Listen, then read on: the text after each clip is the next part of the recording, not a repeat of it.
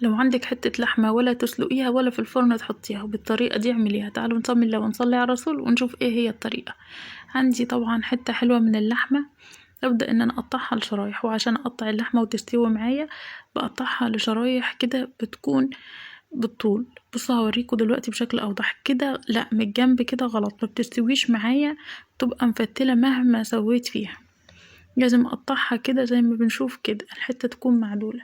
وعندي حتة ليا في طاسة على النار او في صينية، وابدأ ان انا اسيح الليا دي واحط عليها اللحمة. مش هقلبها غير لما تاخد لون من تحت، كل ده على نار عالية عشان اللحمة تفضل محتفظة بالمية اللي فيها. وفي الوقت اللي اللحمة بتتحمر فيها اجيب بصلايتين كبار واقطعهم لسلايتس بالشكل ده او مكعبات زي ما بتحب.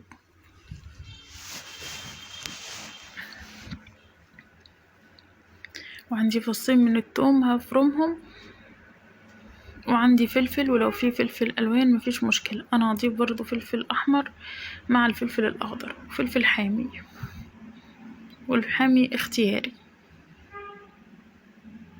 هنا قطعت البصل والفلفل والثوم. لما اللحمة تلون معايا هبدأ انزل عليها بالبصل الاول بمعلقة صغيرة من الفلفل الاسمر وشوية من ورق اللوري، وهقلبهم كويس. بس تقليبة تكون حلوة كده لغاية حتى الصينية ما شايفين اهي بدأت تحمر معايا من كتر ما اللحمة خلاص يعني كده اخدت لون كويس. هنزل بالبصل واسيبه يدبل، وانزل بالفلفل والثوم، واقلبهم كويس وعلى نار هادية جدا. هغطيها بس هضيف البهارات الاول، والبهارات هسيبها لكم مكتوبة، وهدي عليها النار جدا. ممكن نحط ورقة ألمونيوم، ممكن نغطيها غطا محكم عشان اللحمة هنا انا عايزاها تستوي في عرقها. بصوا اللحمة لما استوت معايا نزلت صوص جميل جدا، ما اخدتش ربع ساعة في التسوية. جميلة. بصوا هي لوحدها حوار يعني، هي بتتكلم عن نفسها. مش عايزة ان انا اقول عنها ان هي حلوة، وجربوها ومنجزة عشان لو عايزين نقضي وقت في العيد وما نقفش مع شوية رز ابيض.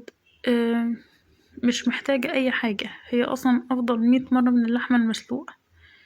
جميلة جدا. يلا بينا نقدمها مع بعض ونشوف طريقتي في التقديم.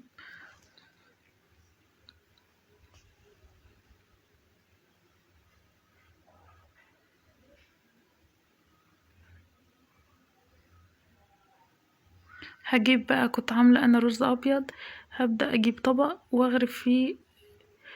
في طبق التقديم احط طبق عادي والطبق التاني عشان اغرف فيه. بصوا هنا شكل اللحمة برهالكم من قريب قد ايه جميلة وقد ايه جوسي مستوية. منجزة، ما خدتش وقت. طعم كمان حكاية يعني، حاجة كده اللهم بارك، جميلة جدا. كل اللي انا بطلبه من حضراتكم تدعموني بلايك وشير، وتكتبولي تعليق حلو عشان فيديوهاتي توصل لكل الناس.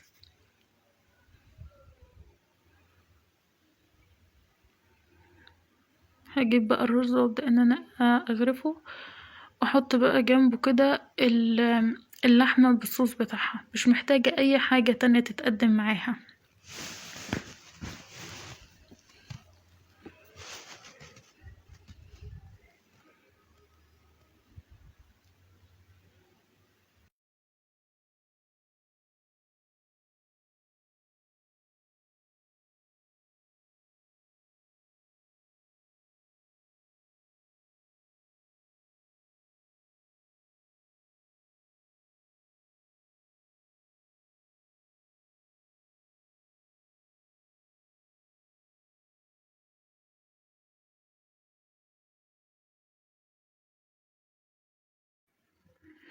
وده بقى شكلها في التقديم. وده كان فيديو النهاردة. لو عجبكم الفيديو كالعادة متنسونيش في لايك وشير.